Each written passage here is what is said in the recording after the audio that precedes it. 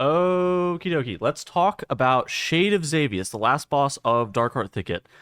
Shade of Xavius, I don't think is actually like a super complicated fight in the sense of the mechanics are very difficult, but I think that there's a couple of ways, and I think explaining exactly how the mechanics function will help players be able to understand how to do and tank this boss a little bit better. So basically, how Shade of Xavius works is he has three bolts that he'll cast onto you. First, it's Growing Paranoia, which isn't necessarily a bolt, which if you get walked on while you have Growing Paranoia, you'll get feared. You get Nightmare Bolt, which you get silenced, and then you'll get Feed on the Weak, which is like a periodic damage over time style effect where the boss starts channeling a cast on you and does like 4 instances of damage, and you just lose your health over time. All of these are, Feign Deathable, Invisible, Shadow Meld, Vanishable, whenever they're being cast onto you. Obviously, Nightmare Bolt and Feed on the Weak, I think, are the most important ones. And so setting the boss up in this phase is super easy. Basically, you have everybody stack on a specific point. So you see this group right here, they're stacking on this point. So where if the Nightmare Bolt goes on a player, then they're going to be able to just already be pre-stacked and nobody's ever really going to get silenced. And if you get the Growing Paranoia, you're just going to run over to here, right?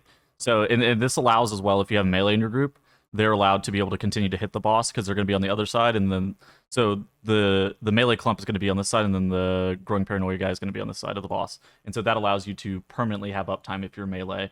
And in addition to that, it just makes the fight a lot easier. And so, I mean, you can see like immediately how they're doing this phase one, and it looks super clean once somebody gets the Growing Paranoia. So you see it's coming out on this Demon Hunter here, and he's going to be ideally walking to the other side of the boss. Oh, because he meta dodges it, but you get my point.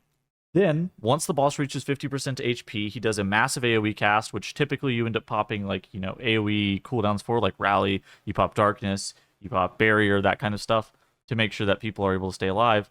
And then the boss goes into a phase where he starts dropping puddles on the ground. Yeah, so he starts dropping puddles on the ground. And then, so once this nightmare goes off, you can see from this VOD from Dorky, the puddles start to spawn, and they spawn around the room, and they spawn in two separate manners.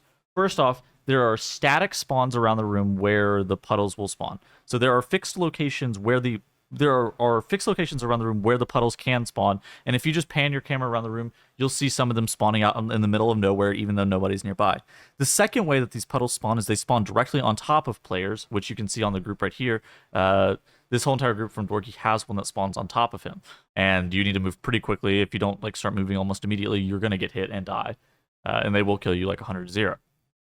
Now, I think a mechanic that a lot of people don't know about is whenever the boss gets hit by these circles as well, he gains a stacking damage dealt buff, and he gets 5% per stack, I believe, and it stacks all the way up to 10. And the downside of... Okay, so basically he's got 2 stacks right here, and so Dorky and his group are going to be playing this boss out in the middle of the room. And this is going to make it very, very easy for the boss to get stacks because they're tanking the boss inside, like, I don't want to say in the side, but like in the middle of the room near where some of the random spawns are. Because like, even if you back up right here, like there's going to be a random spawn that's just like off to the side next to the boss, right? So like this spawn right here was completely random. It wasn't on necessarily anybody. And so that makes it a lot easier for the boss to get refreshed. While on top of that, you have to dodge the spawns that are spawning on players. And so that means that you have to be...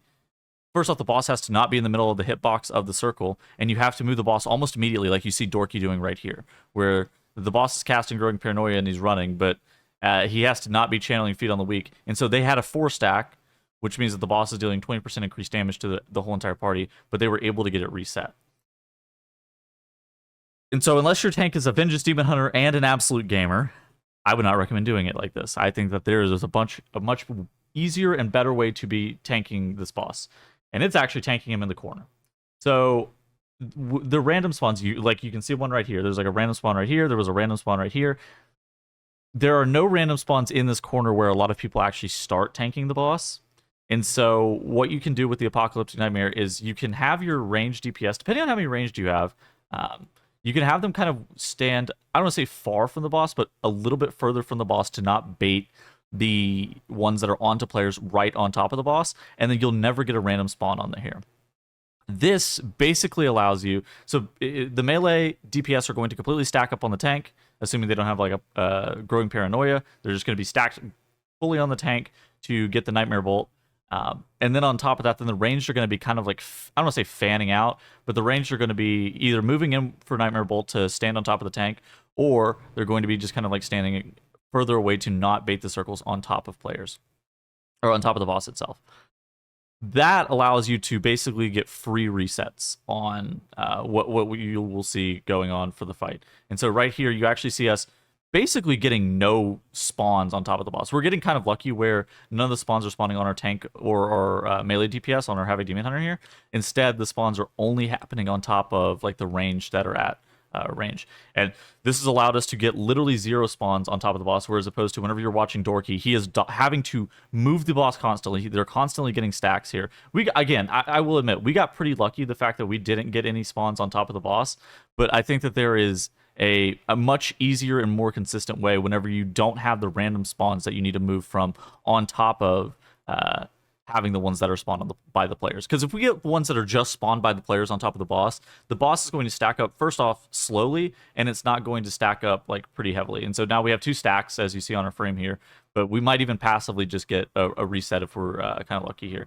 But at minimum, we're never going to get it to stack to 10, and I've seen a lot of groups stack it all the way up to 10. Look at this. We're even getting kind of close to melee just as the ranged clump, and the boss actually naturally reset. And so that's definitely the way that you should be tanking Shade of Xavius. Now, the downside of this is like you can get kind of cornered.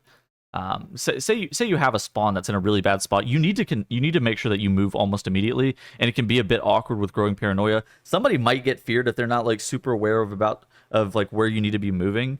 Say like a melee DPS has growing paranoia, and you get like cornered here, and you need to move this direction. That can be problematic. But overall, that's how you should be tanking Shade of Xavius, and that's kind of how the mechanics are working. I hope it makes a lot of sense. I don't think a lot of people really understand that tanking the boss inside of the circles makes him deal increased damage to your group, and that's kind of why you get farmed in the 50% to 0 phase, is because whenever he gets like 10 stacks, he starts blasting people. But I hope that helps. I hope to see you guys in the next video, and I'll see you guys later. Goodbye.